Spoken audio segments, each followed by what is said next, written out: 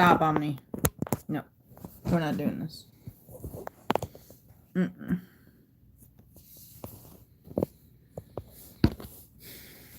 No, ma'am, we're not doing this. Okay? We are not. Mommy has to get ready for work.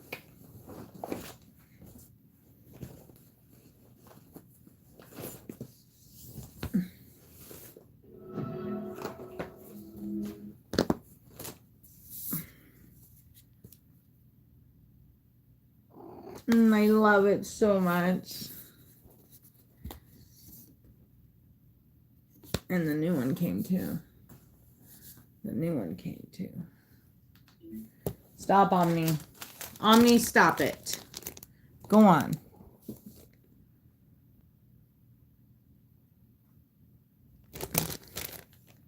It's my new job tonight. And I'm nervous about it. But let's see. My new one came. That green is just beautiful. That green is just beautiful. So is that purple. That purple is amazing. And obviously. Demon Slayer. Obviously. So we're gonna try that green out today as well. Yes, yes. I don't really care. Y'all been a hit or miss during the daytime lately. You tend to love the nighttime for some reason.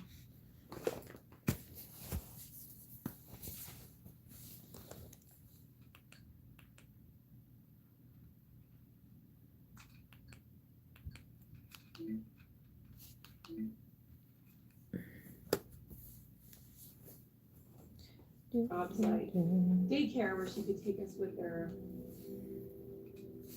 I know we were dirt poor, but I don't remember ever having that be an issue. Like we just lived life and had a good time.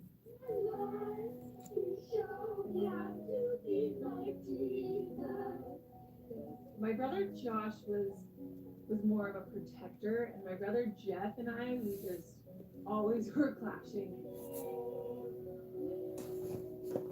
We'd pretty much find any reason to pick a fight with each other. Hello, everybody. It was actually quite hilarious. There's Ashley with the microphone. She's in charge. And they're playing air drums. That was a typical interaction between Jeff and Ashley. And remember, you are my son.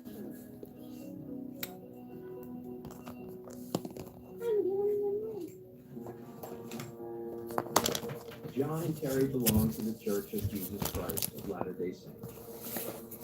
Oh shit, that's where they done fucked up. The kids were involved in youth things, teaching them morals and values and family togetherness. That was a big part of our lives there. I started chiropractic college with 3 children, and then we had 2 more while I was there at school in Southern California. So it was pretty intense. It's not for the faint of heart, that's for sure. Hello, Daddy. Here, Jeff.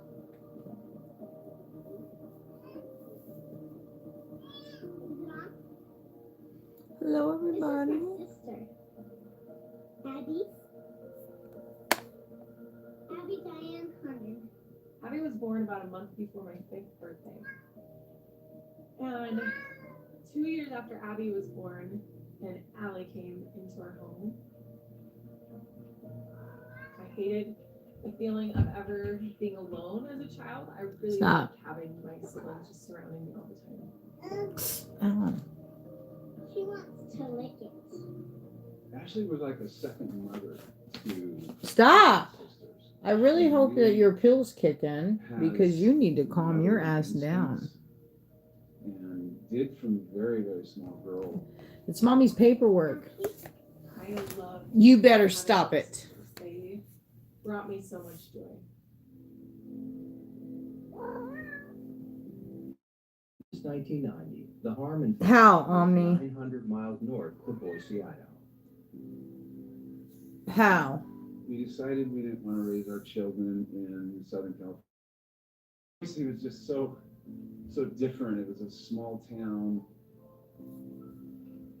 We moved to Boise. It's my cat. for She's my dad to being really set up a bad. chiropractic She's been really bad the office, past few and days. we were just starting a new life, really. It was just exciting to not have him be studying when he came home. He just She's go to work and irritating. come home and enjoy the night. But behind the scenes, John and Terry are struggling. There were a lot of responsibilities for both of us, and I would say it didn't make for a lot of time that we had together.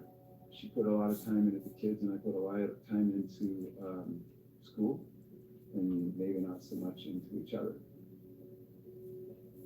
The couple divorced in 1992 after 15 years of marriage. Ashley is 9 years old. And it was really just kind of like a shock. I had no idea that it was coming. I started to look at things differently. Just looking at the world like, oh, it's not perfect. We're not living in a perfect place. We're not a perfect family. The boys stay with their dad in Boise. The girls move with their mom to Twin Falls, Idaho, 130 miles away. So we would go every other weekend to his house, and my parents would meet halfway, and it kind of just became what we did. After a while, it wasn't hard or unusual. It was just our new reality.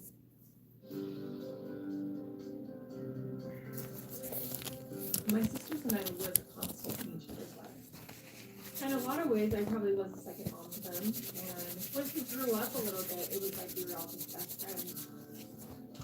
Me and my sisters always turned every moment into an opportunity to either practice by handbrings or make up a dance and perform it. In 1996, Dad John films Ashley as she performs in her local. I love dancing. I love performing. Like a chocolate cheerleading. Hi, Really Lee. love the role. How are you doing? I need In to the junior be high. right back. 1 second, Lee. I was really part of the school. Stay. She got on the cheerleading squad, You were irritating. and the next year Yes, was made head cheerleader in Twin Falls, Idaho. Stay. A lot of satisfaction and Stay. confidence, I would say. You don't listen. Mom, Guys. Who's a good girl? Ashley and her sisters moved for the third time in 7 years. Terry got me married, Can you stop? and they moved down to way down in southern Utah in St. George. And so Ashley started over there again, insecure, new school, but then got on the cheerleading squad. Moving made me more of a well-rounded person. I was more excited to feel like we had a whole family and my mom had her partner than I was to stay and be the head cheerleader. We got to, I guess, move forward as a family into another stage. And I kind of walked around with that belief, like, I've already gone through the hard stuff. So now it's my time to shine.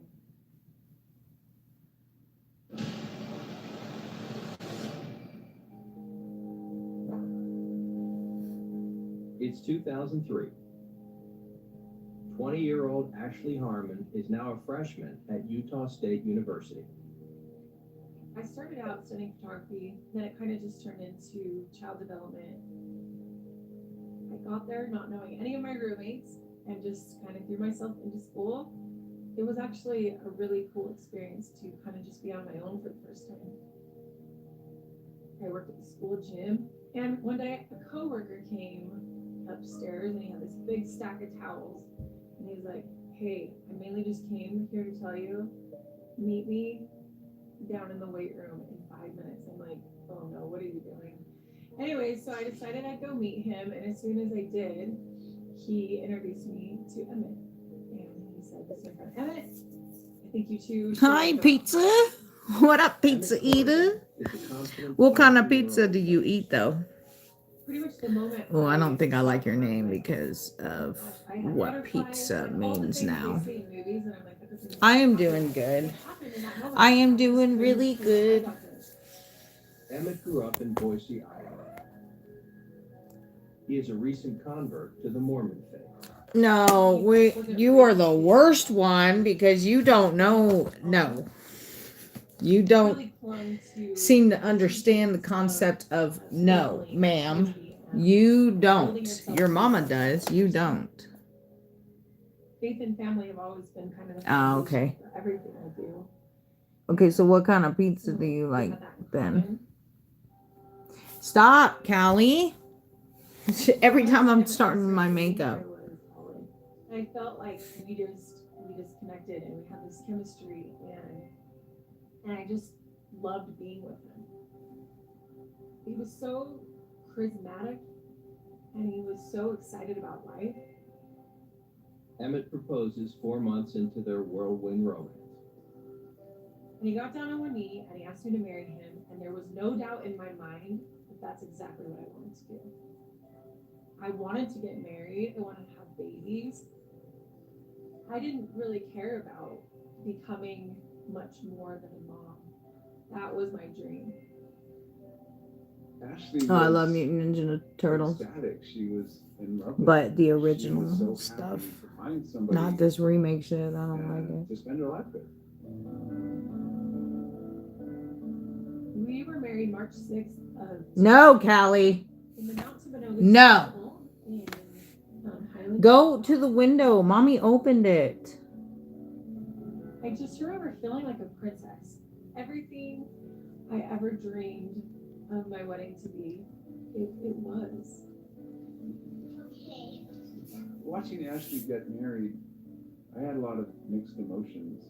I'm losing the little girl, but then look forward to watching her grow and have a family. And they provided me with that really quickly.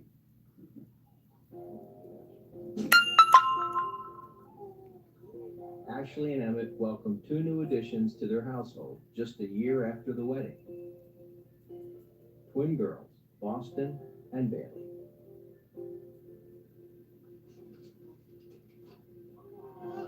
You are calm. Warm. Yeah. Boston was 5'7", 18 inches, 5'15". This is Bailey. Yeah. Bailey was out first, and they handed her to me. And Emmett and I looked at each other, and we both just started weeping. Here's my baby. You're my baby. I've never seen a more proud father. Oh yeah, I love the We have original. this guaranteed non-only child family. We're gonna have at least these 2 babies.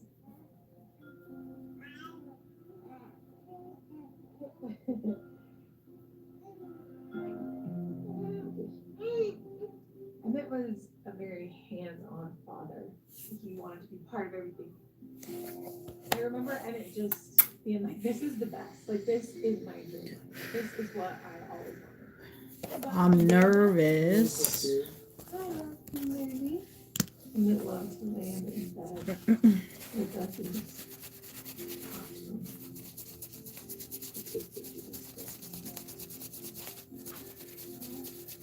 So hard to remember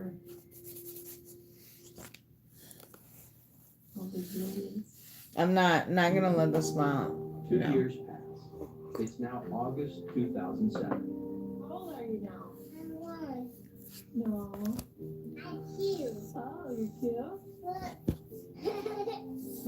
I'm okay.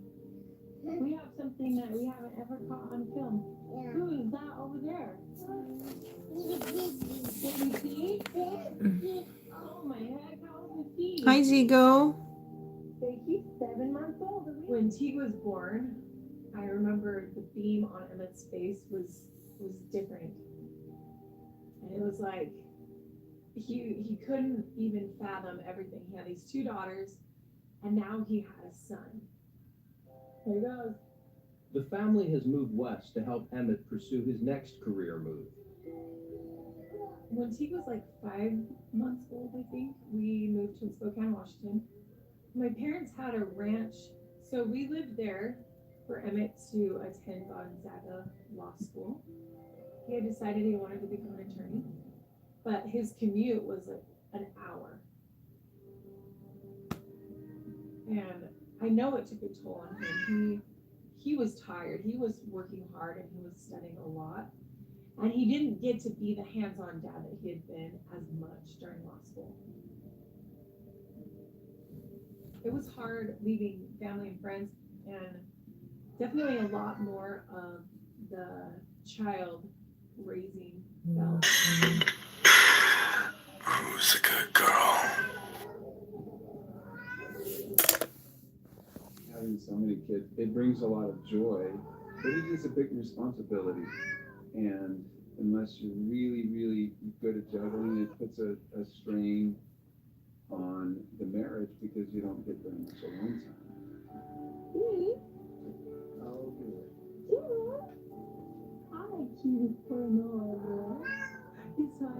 Emmett was really busy, so the time that he actually got to spend with the kids and with me was the best. What do you guys think?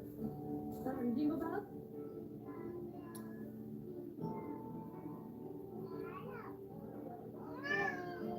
We had a blast during the winter in those cold, very snowy times. Anytime Emmett could be crazy with the kids. Well.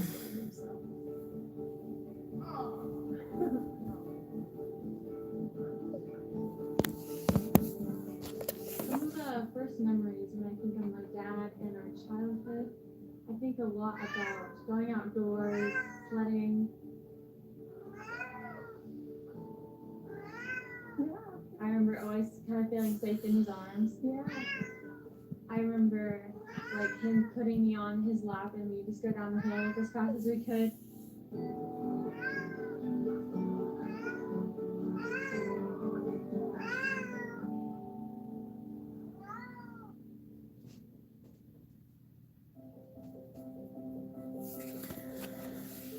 Emmett finishes law school in November. Nervous, guys. And the Nerves are couple going recently now. welcomed fourth child, Kalia. When Emmett was finally through law school, it was such a relief. He had a job lined up and was ready to jump right into work while he studied the bar.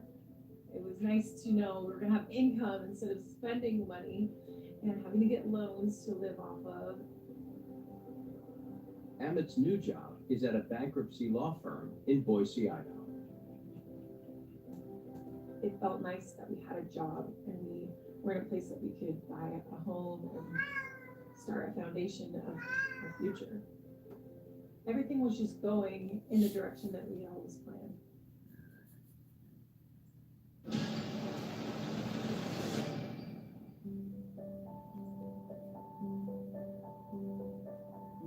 We moved to Boise, we bought our first home, and everything felt like we were kind of finally free from the heavy that is law school. Emmett worked at a bankruptcy office while he was doing his externship at the public defender and studying for the bar.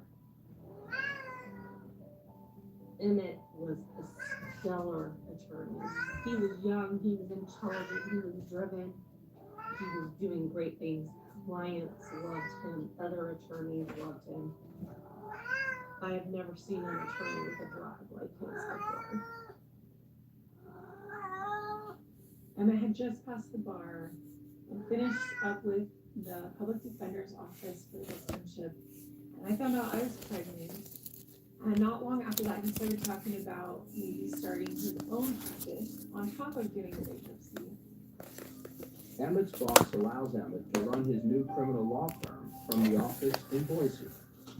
He wanted to supplement his income and just do a Stop! He was doing Oh, you're hurting me.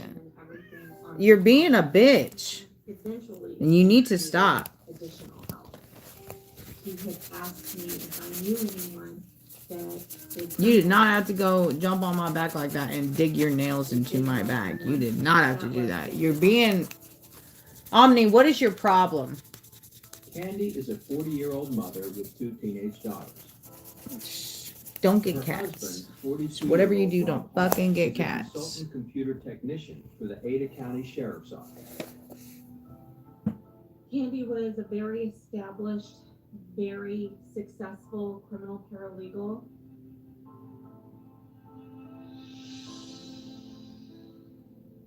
I set up the lunch just to give Emmett some network, some connections, be able to have him be able to reach out to Candy if he needed any help in the future with criminal cases.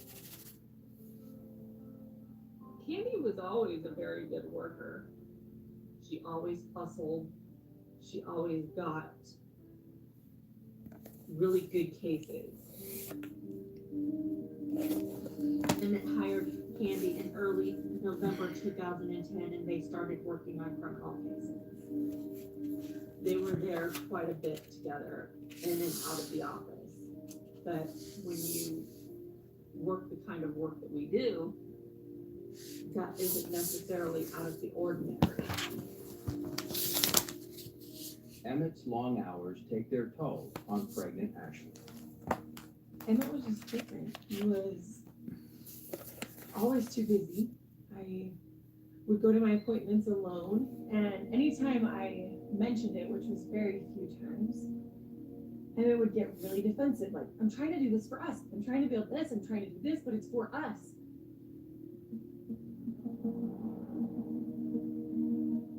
One day I went to a doctor's appointment and decided to stop by Emmett's office and hopefully go to lunch or something. And everything was weird. Emmett looked at me like I was a ghost. His own wife walking into his office. I met Candy for the first time that day. She had on a mini skirt and some really tall boots.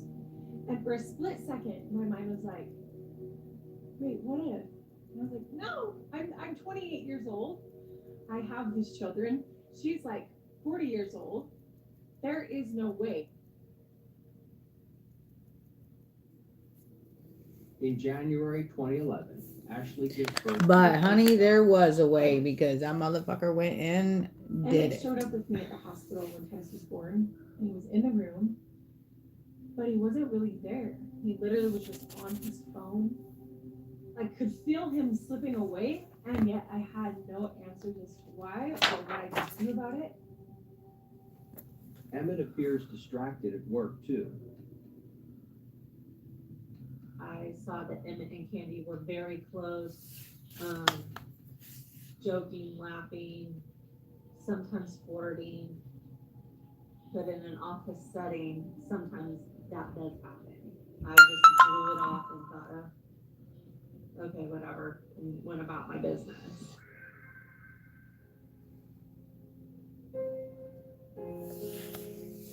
I woke up, it was Friday, March 11th of 2011, and I had more determination running through my body than I'd ever had in my life. And I said, I am fixing this for my children. I'm fixing my marriage. I'm fixing that their dad is never home. Today it changes. I decided to go to the store that day, and I got all these meals to prepare for him, his favorite food. And I pictured him just walking in and oh my gosh, my family loves me. Look at these beautiful children. Look at this wife who has spent the whole day thinking about me and what I love. That's what I pictured. And instead, he walked in late. The food was cold. The kids were tired. He wouldn't kiss me as he brushed past me, and I tried to kiss him and he moved his head away. And it said, oh, I already ate, so I don't want any of your food. And he got a call and went to the back room. After the phone call, he was like, hey, I'm gonna go run to Walgreens real quick. I looked into his eyes and I'm like, please, tonight, just stay here. Let's work this out. And he just dismissed me and said, you know what? I'm going. Don't tell me what to do.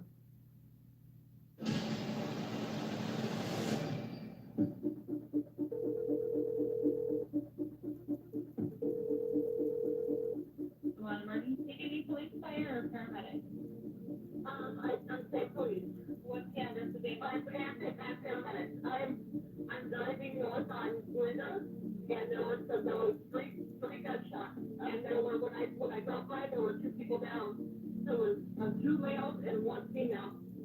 Dispatch received a 911 call and that we had shots fired at the Walgreens in Meridian. 1 minute later, another 911 call.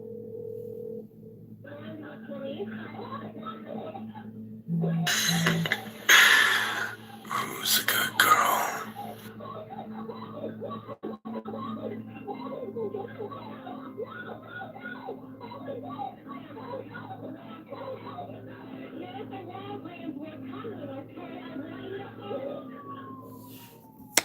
An officer arrives on scene. He turns on his audio recorder.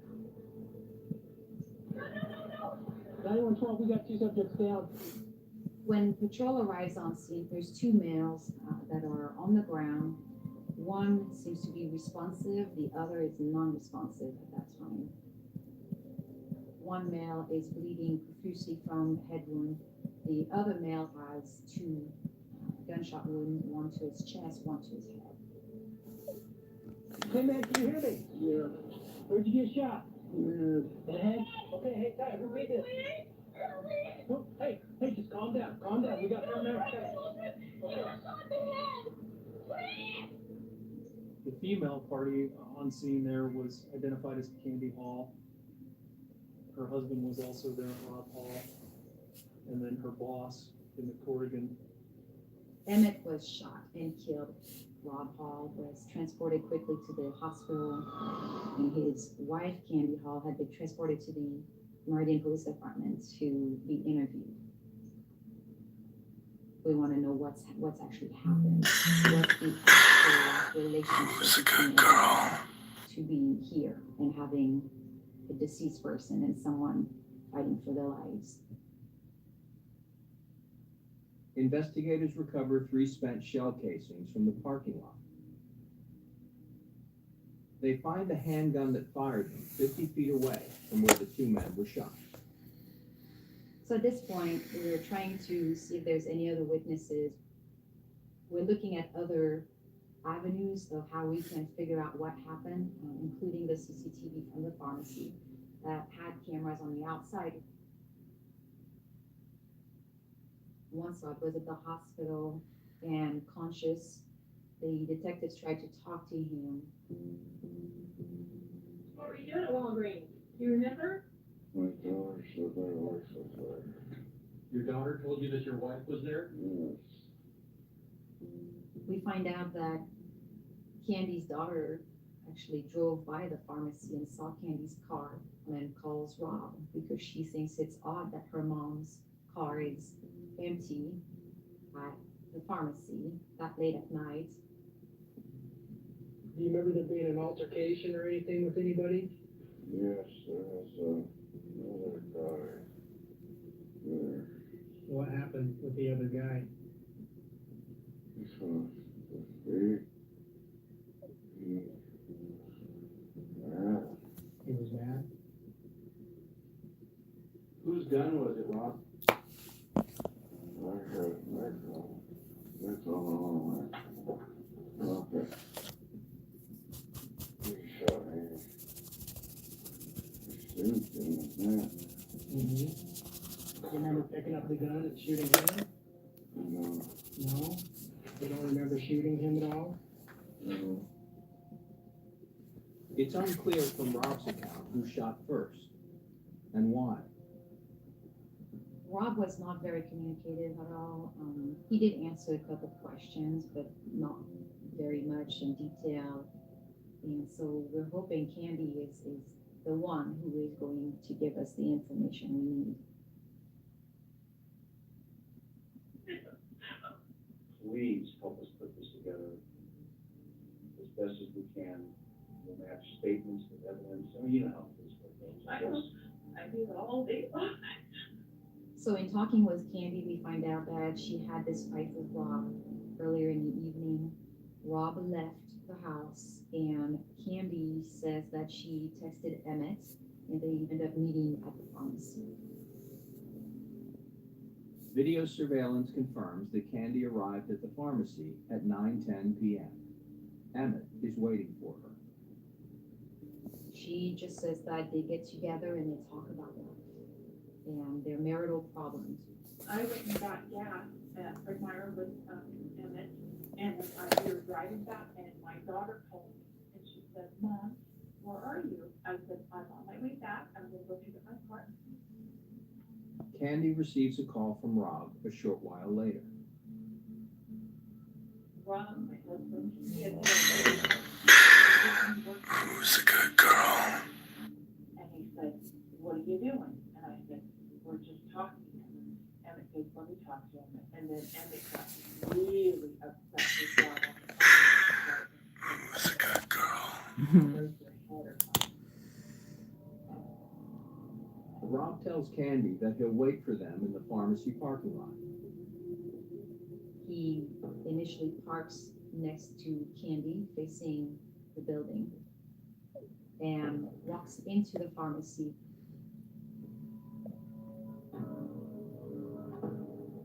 He's not looking at things on the shelves. He's a man on a mission looking for his wife. After walking through the pharmacy and not seeing Candy, he returns to his vehicle, and at this point we see him back into the space, essentially facing the entrance to the parking lot, so he could see Emmett and Candy arriving at the pharmacy.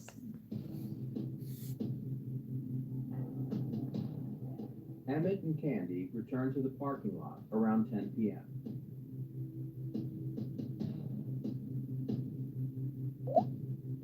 And so the whole time, Candy describes this as there was no physical confrontation.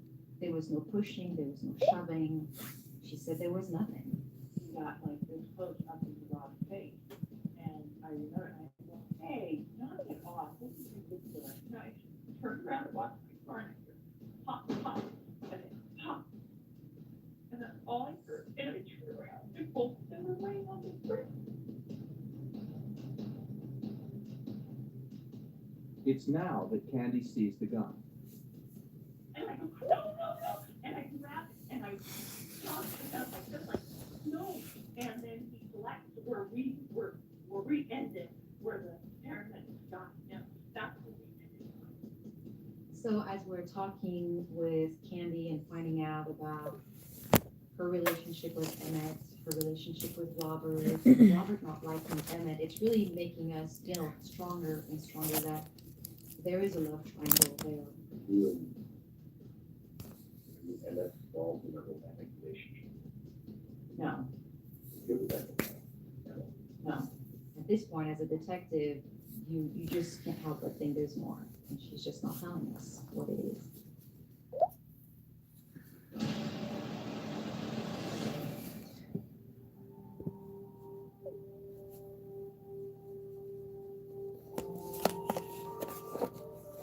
I was not prepared to have detectives tell me of a new life that I was going to have to live even more alone. When they told me Emmett was gone, it was a wave of a lot of emotions for me in that moment. That was the love of my life. I devoted my life to him. He's gone. He's not coming home tonight. He's not singing your babies a song tonight. And I think the hardest part wasn't just that I no longer had a marriage to fight for. I no longer had a husband to try to show love to, but my kids no longer had a dad. Police interview Emmett's colleague, Kelly Riker, about Emmett's relationship with Candy. They asked me everything that I knew about what had been going on. I found out that February of 2011, and they asked me to come in his office. He was sitting at his desk. Candy was behind him, and he said, "I have something to tell you." And I said, "What is that?" And it said, "We're together." And I said, "Excuse me?" And he goes, "We've been seeing each other for a while now." And I got up and walked out. I was very angry with both of them. Candy later admits to the affair in a statement to police. everything made sense. For the first time, I didn't feel like a crazy person searching for a puzzle piece that was lost in the puzzle. It does make you wonder, why was Candy not honest from the very beginning? Is she ashamed of it? Is she worried that she has some type of culpability in this? At this point, we do feel pretty comfortable with this being a love triangle. We do think that Rob met with Emmett and Candy at the pharmacy, upset, knowing that they had been together. The pressure is high to now find the physical evidence to support our theory. We found emails in Rob's truck that were printed, and those were emails between Candy and Emmett, in which they discussed their relationship, and it was pretty obvious from those emails that they were having an affair. We do think that Rob is at this point upset. He's mad. His wife is with another man who she's been denying having an affair with for weeks, months. And so we do think that he goes there with intentions. He has his gun with him, and he is waiting for them to get back in that parking lot. Chemical analysis proves who pulled the trigger. The lab firmly believed that the gunshot residue testing was telling them that Mr. Hall was the only one who fired a gun at that scene that night. It was clear that Mr. Hall had shot Mr. Corrigan twice and then turned the gun on himself.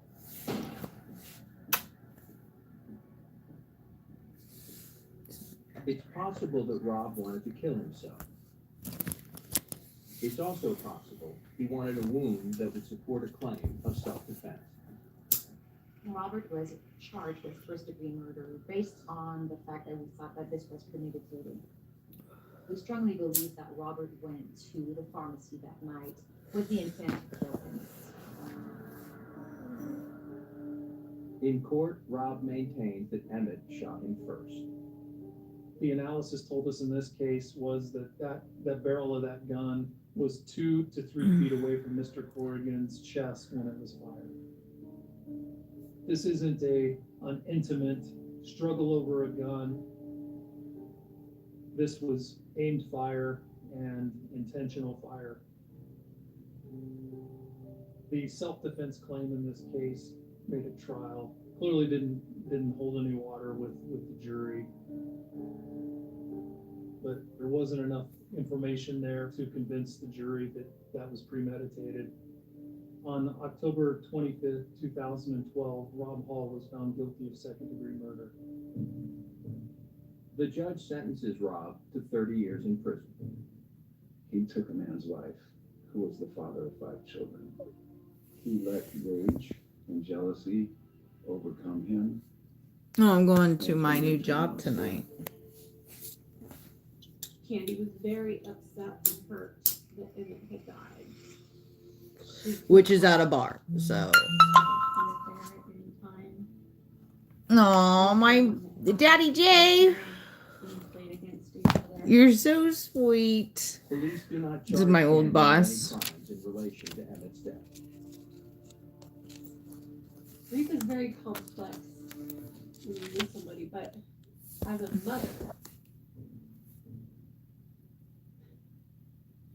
mother, watching my babies go through that, I think it would have been easier just to have died myself than to watch that.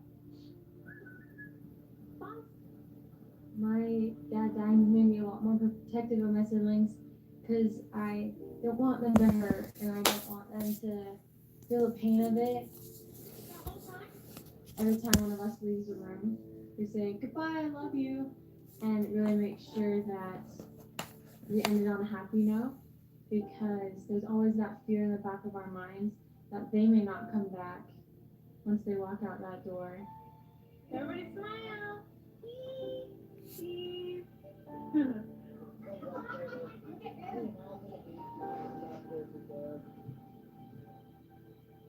He was an amazing person. He was a friend. He was a father.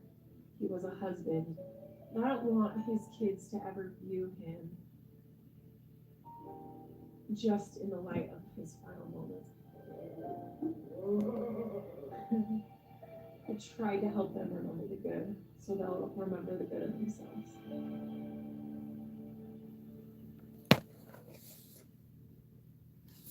Ooh, I like that. No, I like that.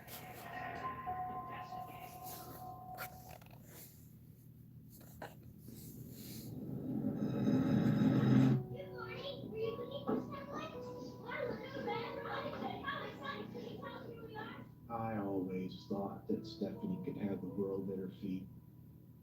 She had the ability to be in front of the camera and to be in front of an audience. Whatever she gravitated towards, she did 100%, always.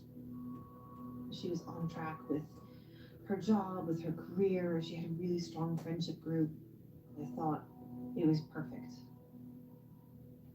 I guess I was wrong. I wonder, where's your emergency? It's not so much what's in the 911 call as much as it is what is not in that 911 call. No one ever saw any signs of somebody even remotely having the capability to do these things. How could you foretell something like that? Let me go ahead and unlock the door. I'll stay on the phone.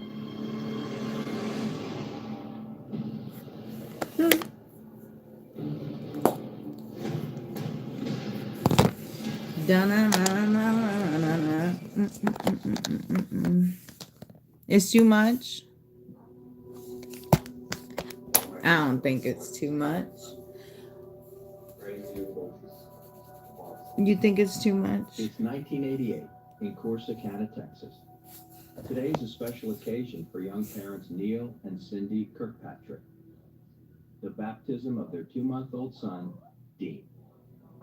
Dean was baptized on January the 17th of 1988 at Immaculate Conception Catholic Church in Corsicana. Baptism is a big event in most families, and it certainly was in ours. Hey. Neil stands behind his son's proud godparents. Mommy's not Neil's finished. brother, Steve, and his wife, Peggy. Neil's wife, Cindy, holds the couple's 3-year-old daughter, Stephanie. Stop. Well, my first Stop. Was, down. What in the world am I gonna Get do down. with all this? I've only got 2 brothers. I have no sisters. And then they handed it to me, and none of it mattered. It was an amazing thing for me.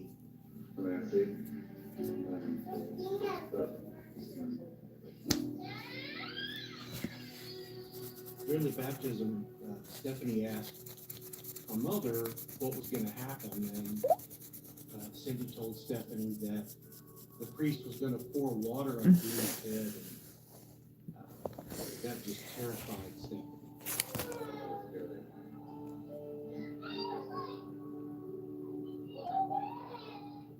You know, I had forgotten how genuinely upset she was. She did not want anybody to do anything that she thought was going to hurt her little brother. Yeah, I keep my comments to myself. Callie, I'm trying to finish my makeup, baby. He was just fine.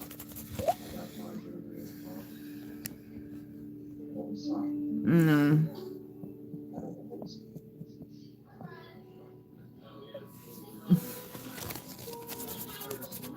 After the baptism, everybody came over to our house, and we celebrated Stephanie's 3rd birthday. She had turned 3 the day before. Stephanie and her 2-year-old cousin, Brian, sing Baby Dean a lullaby before Stephanie receives her present.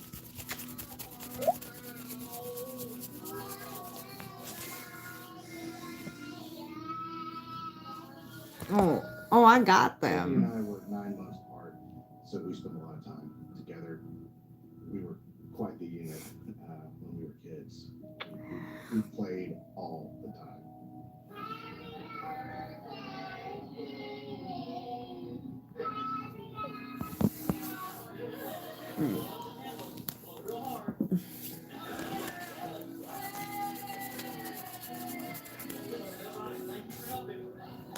Stop. Mommy needs a break from you. Stop it.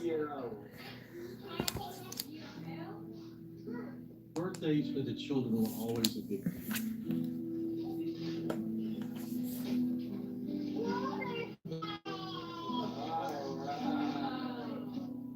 Stephanie developed the ability to talk very clearly early on. Stop.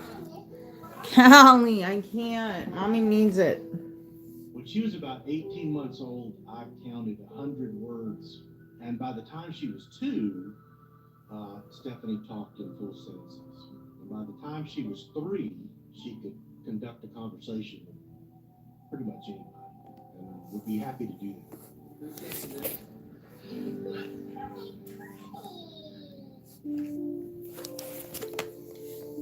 Fast forward to 1991. Stephanie is 6 years old. Stephanie and Dean loved pets. And so for them to have puppies was just a huge thing for them. This is the puppy news. I don't really remember how it started, but the puppies became the subject of Puppy News Break. I'd get out the video camera and Stephanie would give an interview. There is quite a lot of puppies sleeping, doing right now while filming this. Here at the studio, we're glad you're watching us today.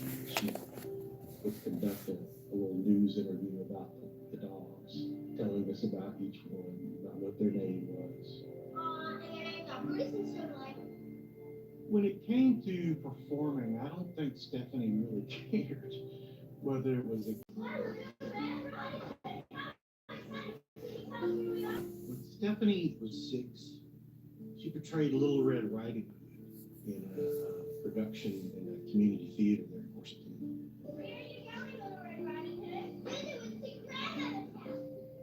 She knew her lines and everyone else's.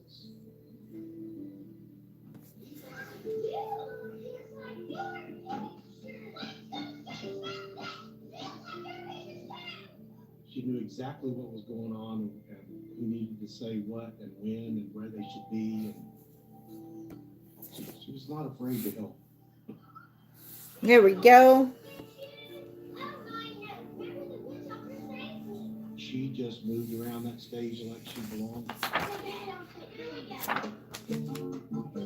Stephanie loves to put on a show at home, too. The 7-year-old plays keyboard, and her 6-year-old cousin Brian dances for the count.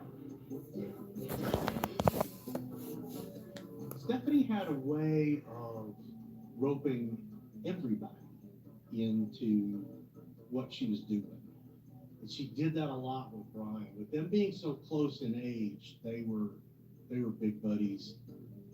Entertaining is something that both her and I have always enjoyed doing, especially at a young age. And that's about as good at dancing skills as I still have. Fun family gatherings like this one will soon become a thing of the past. In July of 1998, we loaded everybody up and moved to Sugar Land, Texas. It's about 250 miles from Corsicana. Stephanie was 13 and Dean was 10. Oh, LMAO. I was sworn in to the Fort Bend County Sheriff's Office as a deputy in March of 1999 on a volunteer basis. You know, it allowed me to do something that was very meaningful for me. Stephanie started her 9th grade or freshman year at St. Agnes in the fall of 1999. I think over the 4 years that she was there, she did a lot to improve her vocal ability and her confidence.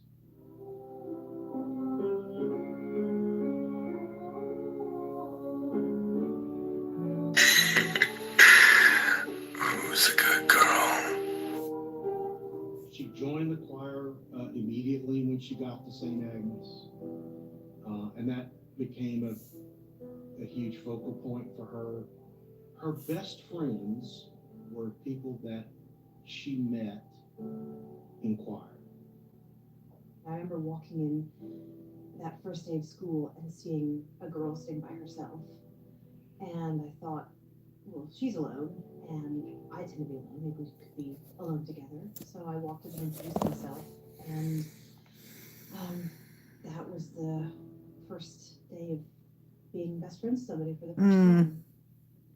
Stephanie wins a place in St. Agnes High School's elite choir, the Triple Trio.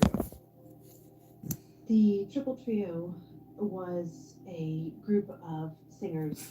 It was 9 women singers. It was very, very, very difficult to get into. Oh, Everyone which one? Nezuko? She auditioned and she got it. And Nezuko, what are you doing, bro?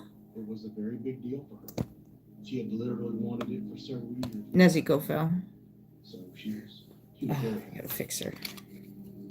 St. Agnes is an all-girls school, and it is just across the parking lot from an all-boys school. Don't worry. Straight Don't from worry. the We'll be adding to you guys very soon. Okay. And then not only that, but we gotta get some one of the boys at Straight, Satoru Gojo as well. Gotta get some of him. Obviously. And Itadori. And just you already know. Who's a good girl? Yeah, I talk to my anime figurines. I don't give a fuck. He turned out to play a significant role in a number of things in Stephanie's life. Or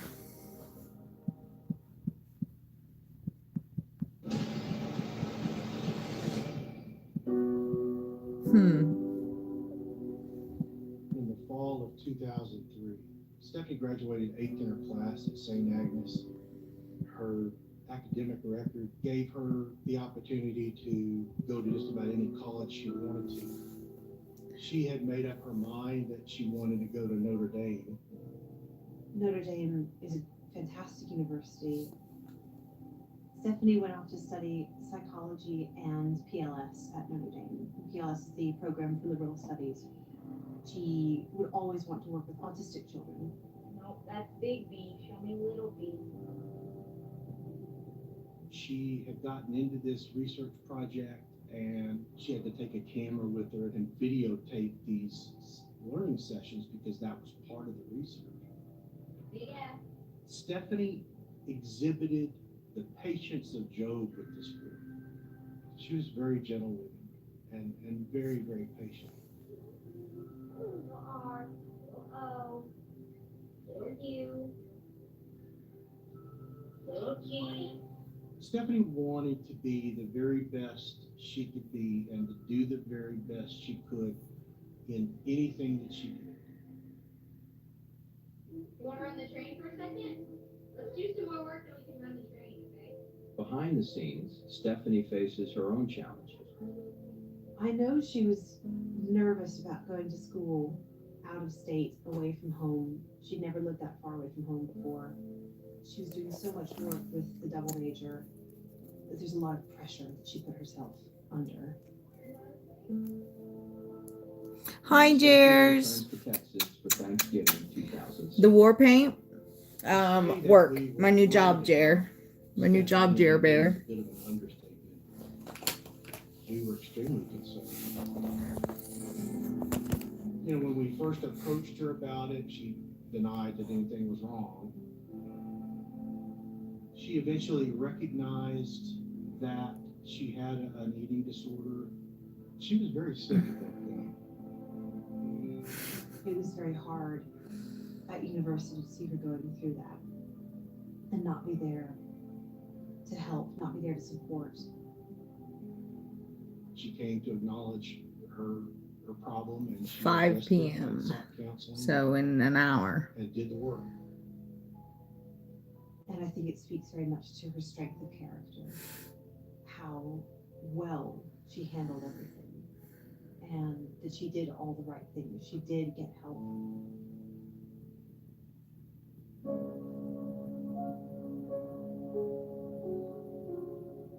Stephanie graduated from Notre Dame in May of 2007 with a Bachelor of Arts in 2 majors, psychology and liberal studies. She moved back to Sugar Land and actually lived with me for a while. She immediately started trying to get a job with the Monarch School in Houston.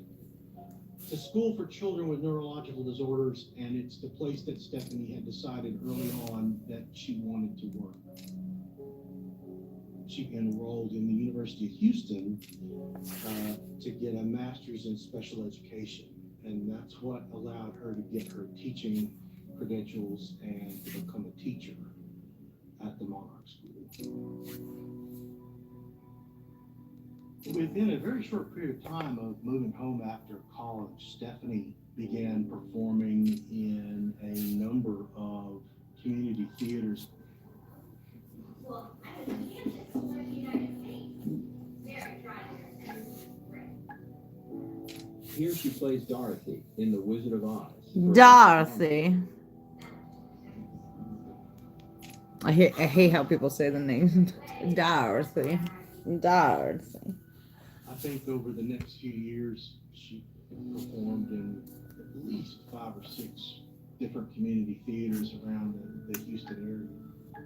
She'd done really, really well from the start with her teaching career at the Monarch School. She was always working or always rehearsing, always performing. She was busy, busy, busy. She was very happy with what she had chosen to do with her life. I think at that point, all that she felt was missing was Thank you. a partner, romance. I know she always wanted to find the right guy because she wanted her own family. She wanted to get married. She wanted to have children. When Stephanie moved home, she, of course, got a chance to be around some of her friends from high school and to do some things with them. That included David Grwm and some of his friends from Texas A&M Galveston, where he had attended school. I think they'd been hanging out one night, and she asked if maybe he knew someone that he'd be interested in. And he thought, oh, I know this guy that I can call to. David Grwm was the one that introduced Stephanie to Daniel Cleaver. I think David imagined that they would be a good match. Daniel had been his college roommate, they had the same majors, and they ended up working together at the Houston Shipping Channel, and it only made sense. You know, 2 of his best friends, why wouldn't they hit it off? He found his friend Daniel. He stuck the phone in Stephanie's hand, and they were stuck talking to him. And they really, really got on well from the get-go.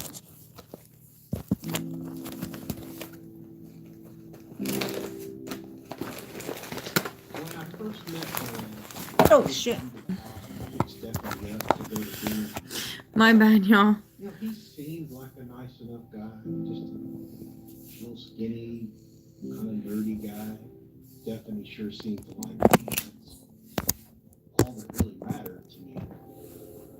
I think what made Daniel so appealing to Stephanie is that he did genuinely seem to care about her.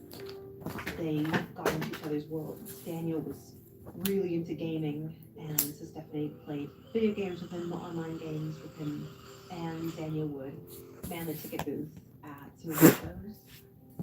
They became pretty much inseparable. What giving circumstance exactly? Because things have changed. In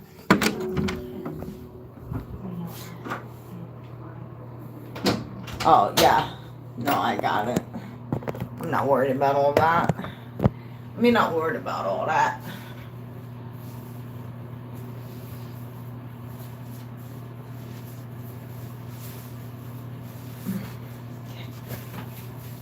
Okay.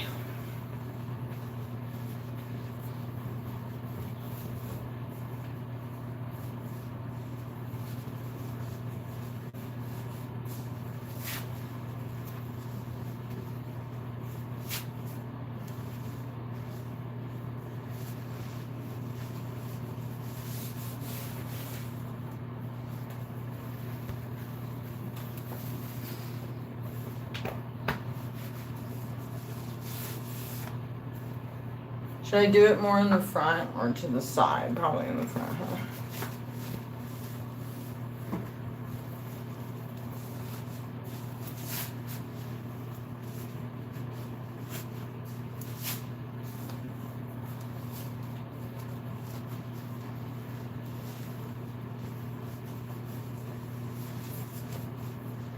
Just tucking it with my tank top. Alright. What do we think? What do we think?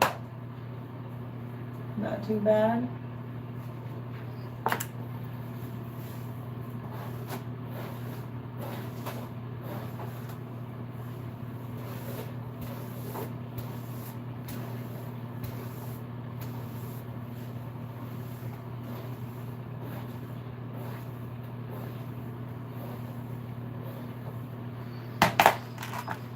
Oh, I don't know what to expect, guys.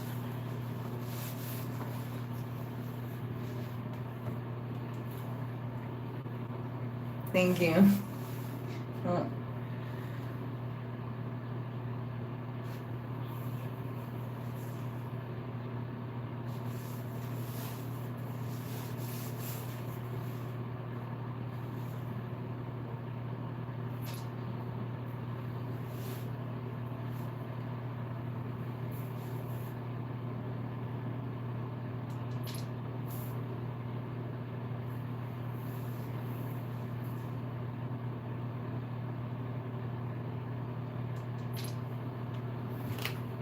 My cleaning solution in a way.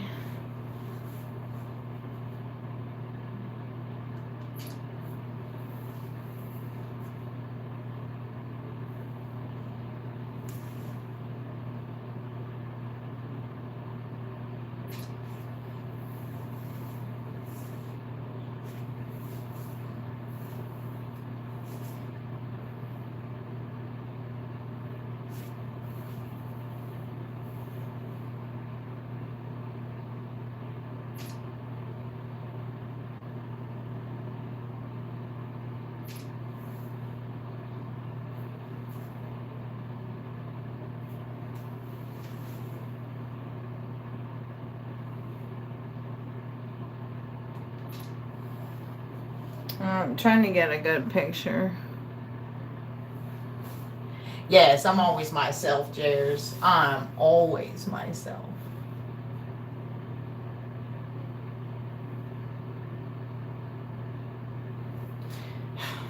Can't really get a good picture.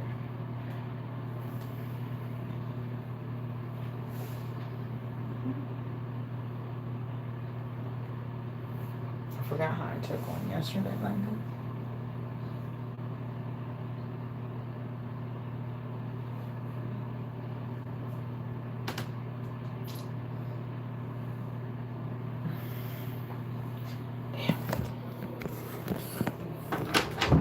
Perhaps one of the things that created some friction between the two of them was the fact that she was doing better.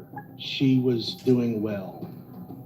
Daniel, I think, was floundering a little bit. I think he felt ashamed that he wasn't bringing in household income. So I think he felt frustrated there. And I think maybe that's when they started to drift apart. In February of 2014, my husband and I had a party in Houston. And at one point, Stephanie had quite a bit to drink. And so we went into another room to sit down and just chat, the two of us. And she started crying. And it was at that point that she started talking about leaving him.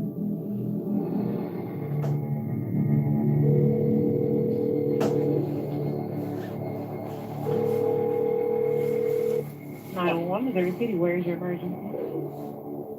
On Tuesday, March 11th, at 11:26 p.m., a 911 call came in to the Missouri City Police. The caller identified himself as Daniel Police. Where is your emergency? My wife is, I don't know what's wrong with her, but she's drowning in her own blood. Okay, and I got you. tell me exactly what happened? I don't know. We were drinking a little bit of vodka or whatever, but like all of a sudden she started vomiting. Hey, don't breathe. Okay. It's dark. She's gurgling. She's not okay. At the beginning of the 911 call, EMS and the fire department is dispatched immediately because of the medical emergency. Okay, are y'all in the bathroom? No, we're in the bedroom, and like it looks like a murder scene. So at this point, the dispatcher instructs him to get her off of the bed, onto the floor, onto a flat surface, so she can then give instructions for CPR. Are you still there? Yeah. Okay, I need you to do chest compressions, okay? The fire department and emergency medical technicians arrived at the Polite home pretty much simultaneously with the first police officer, which was Officer Saunier from the Missouri City Police Department. EMS were quite shocked by what they discovered. They found Stephanie laying on the floor in a pool of her own blood. The bed, the pillows were covered in blood, and there was also significant blood spatter all over the wall of the bedroom. The first responders determined that she clearly had a wound to her head, and they saw a revolver laying on the floor nearby her. In 15 and a half minutes of conversation between Daniel and the dispatcher, there is never, not once, a mention of anything related to a gun.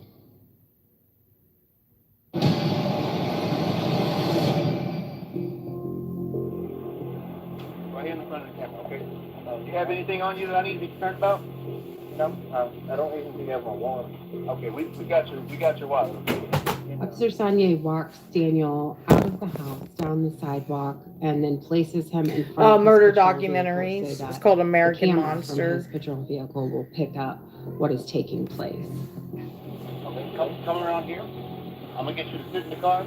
All I need to do is sit in there for now, okay? All right? No trouble. Help me, like, not like, fall on my face. I will update you with the condition of your wife, okay? But for now, I need you to slide back. All right? No problem. Hey, do you have a digital camera? I need to start snapping photos in there real quick. Daniel's in the back of the patrol car by himself. And within seconds of that patrol car door closing, you hear some mumbling. Yes. While Daniel's back in the patrol car, Daniel goes from being rational to irrational. But frankly, I didn't do anything wrong. The lady was calling 911 to say that I was bleeding out, so you. His demeanor was constantly changing. It would go from pure silence to what appeared to be crying.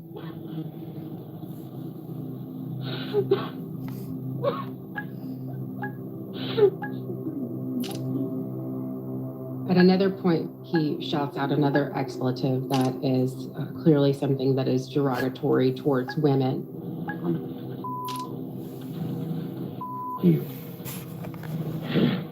Oh, okay. Once EMS discovered that Stephanie had actually been shot, they quickly realized that this was a fatal shot and there was not really anything they could do for Stephanie. And that's when our crime scene investigators were also notified to come to the scene. I went to the patrol car and opened the back door and briefly spoke with Daniel, and he actually asked me how his wife was, and I told him I had no other way to tell him, but she's dead. I ain't gonna lie to you. I'm not gonna sugarcoat stuff for you. Are you serious? Yes, it's a heart attack. I ain't gonna lie to you. I'm not here to lie to you. What happened? That I don't know. That's what we're trying to figure out. He didn't really show any emotion as to being, you know, sad or distraught. That's when we took Daniel down to the No, police but I'm about to station. be right now. Daniel insisted that he wanted an attorney, and so these detectives did not attempt to take any kind of formal statement from him.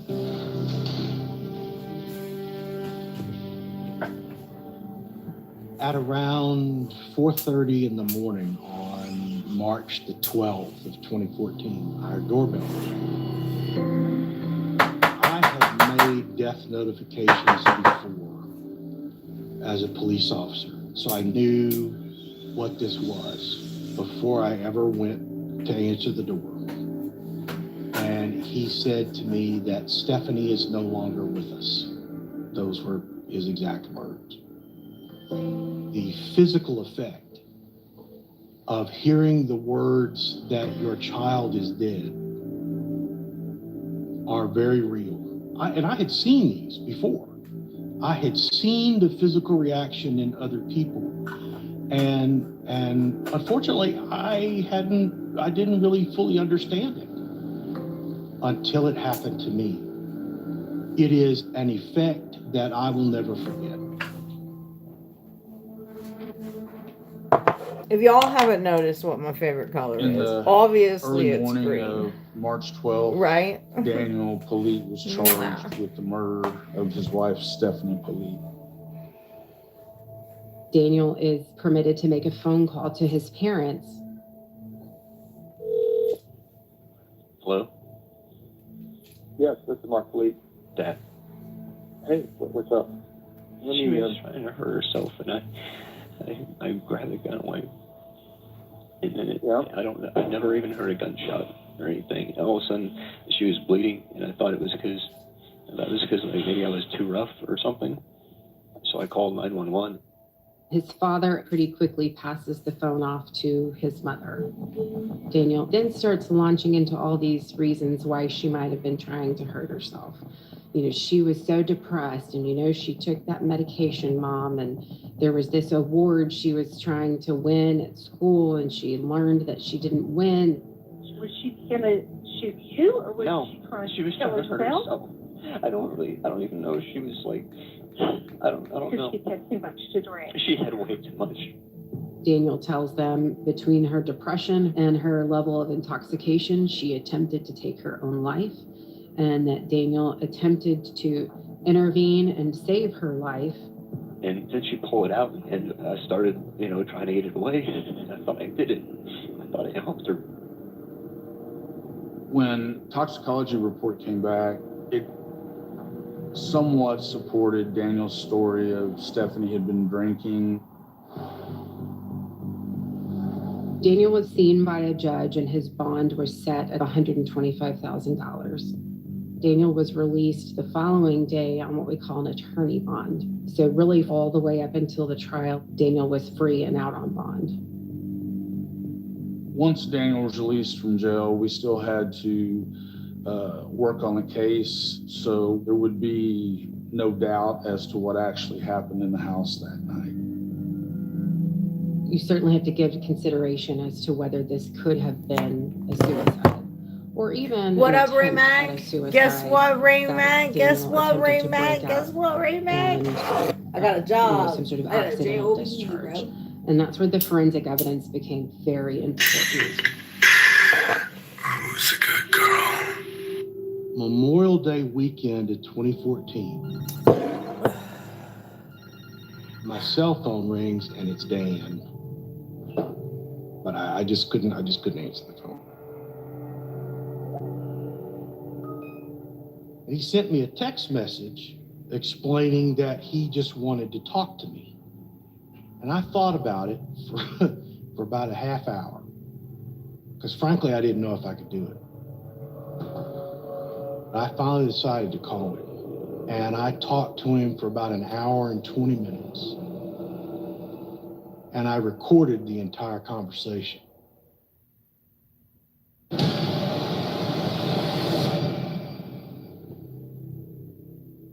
Hey, man. Hey, I'm sorry. I'm not trying to be abrasive or mean. I'm glad you called. I really am. And I'd tell you the truth. Well, I'm listening. If you want to, if you got Thanks, something you Brad. want to say it. When I got home, it was obvious to me that I think she got more into her vodka or whatever. She just looked at me funny. I ignored it. 11:20 or so, she was getting ready for bed, but I think everyone something in my knows head is like, the notification tone that keeps coming through. I think everyone knows who that is. Okay, let's not pretend like we don't. Somehow she found that revolver. Somebody you know has been drinking, has a firearm. What do? You say, this isn't good. You try to get it away. Right? And I don't know how to do that. And I don't know what happened. So you're telling me that Stephanie shot herself? Is that what you're telling me? No. I'm telling you, I got her away from her. I fell over. She was by the door. She kicked me or something. I don't even know what the happened. It went off. It does. I'm not a monster. I'm not a killer. I'm nervous, so it does help. The conversation that Daniel had with Neil was quite different from the comments he initially made as to what occurred that night. He's changed his story I just did a little now from trying to prevent Stephanie from committing suicide to now it's just some sort of tragic accident. Once we received the autopsy results back, we discovered that the gunshot had been inflicted to the top of Stephanie's right side of her head near the rear, and the bullet had actually lodged just under her left eye in her cheek. The medical examiner was of the opinion that her cheek was in contact with something at the time that she was shot, which is why we developed the theory that she was lying on her left side in the bed with her cheek up against the pillow. That's not at all consistent with some sort of struggle taking place. No one would be in the course of a struggle with another person and then at the same time have their cheek pressed down onto a pillow or some other surface. We also removed cell phones from the scene as part of the investigation. Police discovered that at 11:04 p.m., a photo had been taken using Stephanie's phone, but a picture of Stephanie asleep in the bed, and that was approximately 22 minutes before Daniel made the phone call to 911. The photo showed Stephanie lying in the exact position that we believed her to be when she was shot. We immediately realized that this was a crucial piece of evidence that Stephanie did not shoot herself, that she was actually shot by Daniel.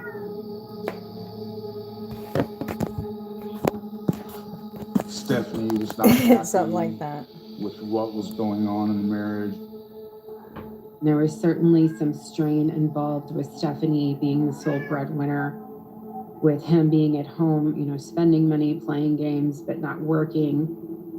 That night, Daniel, for whatever reason, whether it was something that caused him to snap, he comes in while she is asleep in that bed, turned away from him with her cheek against the pillow, takes a picture of Stephanie. Daniel pulls the trigger one time, shooting her in the back of the head.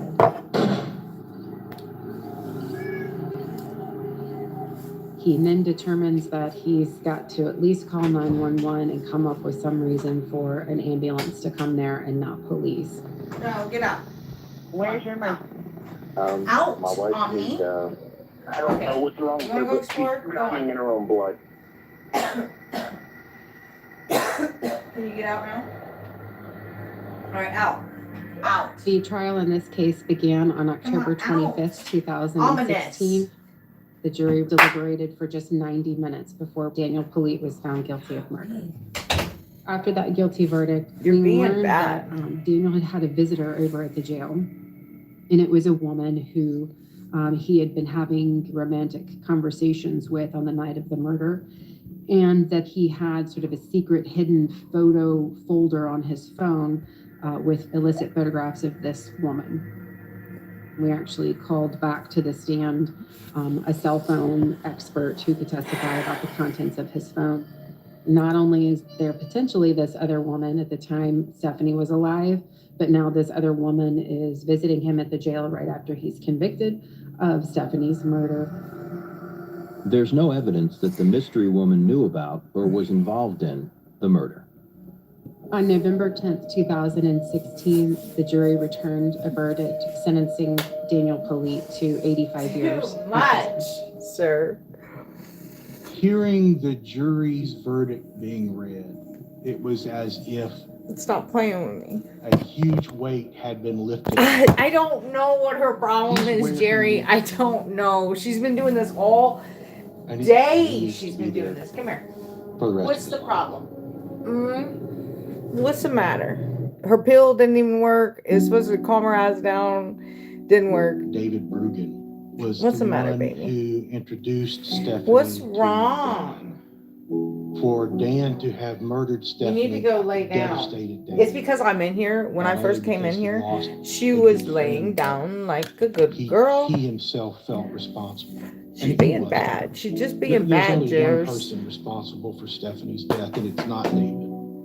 I have to pee. It still doesn't feel like a fair trade.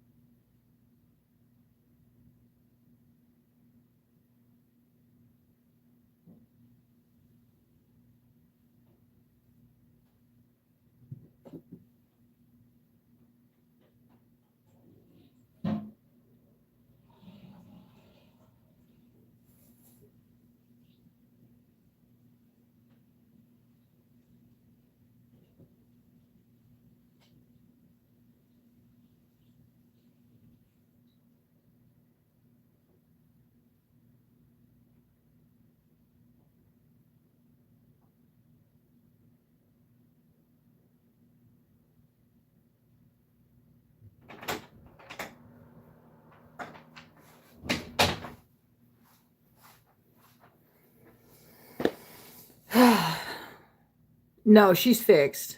That bitch is fixed. She can't. Not no more. She can't. No more fucking babies. No more heat. No, bitch, you fixed.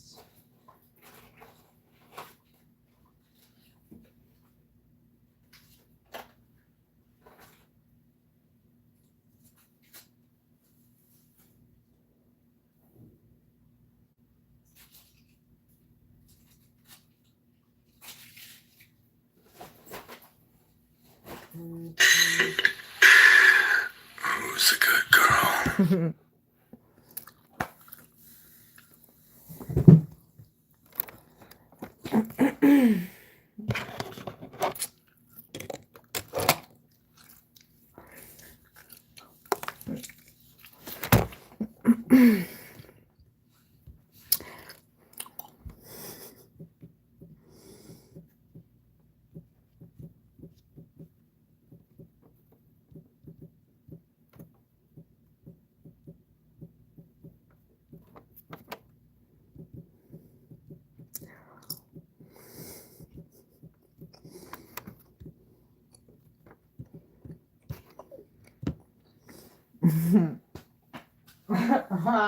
Stop. Stop. Not you, honey.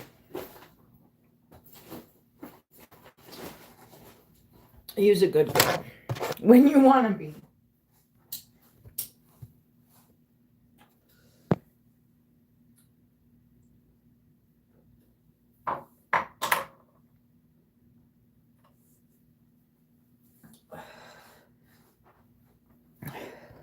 All right, y'all, I'm about to end it. Jers, I'll see you later. Like right now. I'm super nervous about it, so